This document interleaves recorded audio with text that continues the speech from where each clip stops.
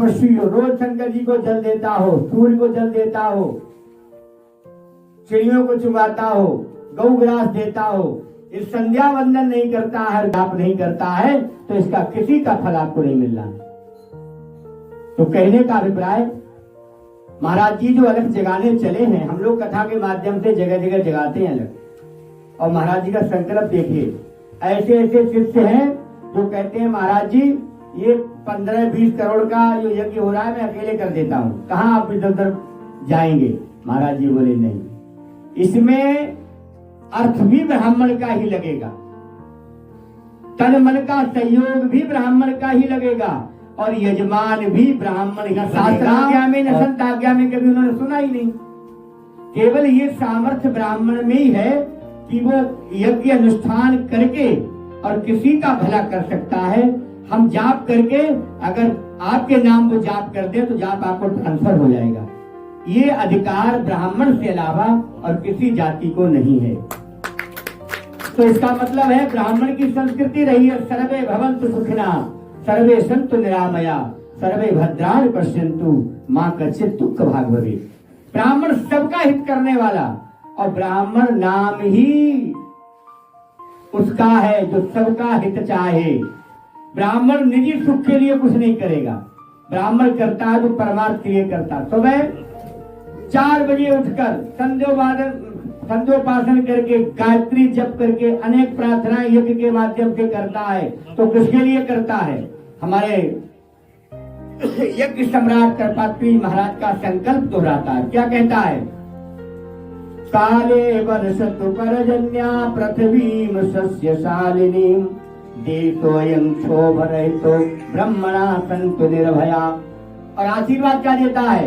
अपुत्रा पुत्रणा सन्तु, पुत्रणा सन्तु पौत्रणा, अदना सदना सन्तु, जीवन्तु शरदा शता।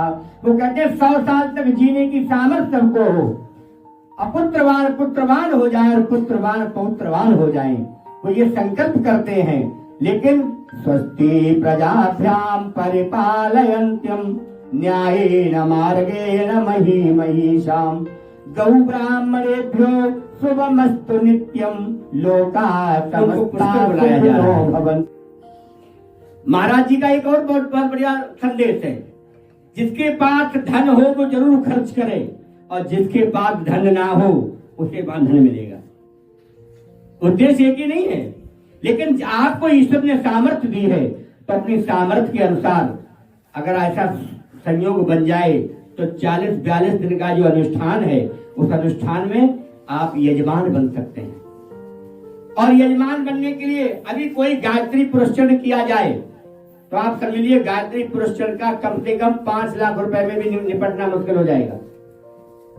सुमन जी, लेकिन महाराज ने कितनी बढ़िया सुविधा की है वहां। आपको रहने की व्यवस्था, आपको भोजन की व्यवस्था, आपकी सारी व्यवस्था सब मिलेगी। और जो दक्षिणा है, वैसे दक्षिणा तो सामर्थ्य से दी जाती है, लेकिन महाराज जी ने कहा सबके लिए सुलभ हो जाए, तो एक यजमान परिवार, एक यजमान को 2 लाख रुपए की दक्षिणा है, ज्यादा नहीं है। घर पे आप करो तो 5 लाख में नहीं निपटोगे।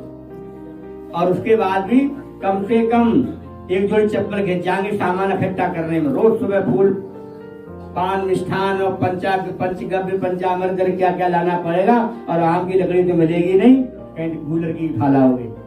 वहां सब कुछ व्यवस्था बहुत बड़े स्तर पर। अभी हम लोग रास्ते में आ रहे थे तो गायत्री के अनुष्ठान में ही क्या ब्राह्मण को कुशा के आसन पर बैठकर ही नित्य कर्म करना चाहिए।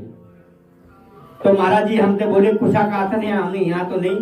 तो अभी अलीगढ़, बुलंदशहर, कहाँ प्रयास, कितने आसन चाहिए? 2000। जो बनाता होगा, सुन लेता होगा, बेहोश हो जाएगा 2000 के नाम से। भाई 10-20-50 तो संभव हो सकते हैं, तो कितना बड़ा यज्ञ। 2000 ब्राह्मणों के लिए आसन, 2000 ब्राह्मणों के लिए पंचपाद, 2000 ब्राह्मणों के लिए। हमारे पीछे आडंबर लगा हुआ है, अंबार लगा हुआ है।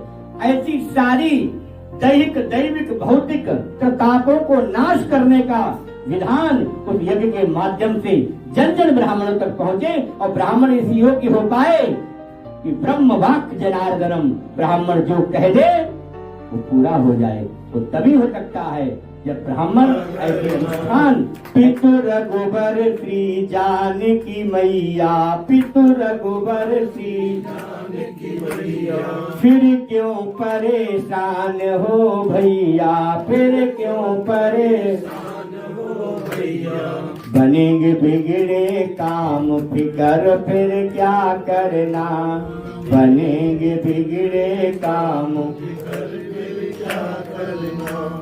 जो जन राम कथा सत्संगी, जो जन राम कथा सत्संगी, उनके सहायक हैं बजरंगी, उनके सहायक हैं बजरंगी।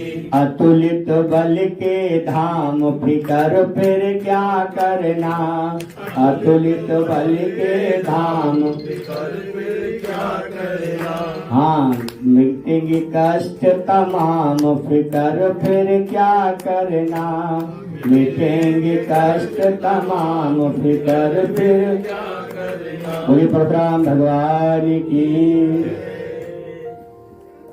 एक बार फिर से बोलेंगे, भगवान।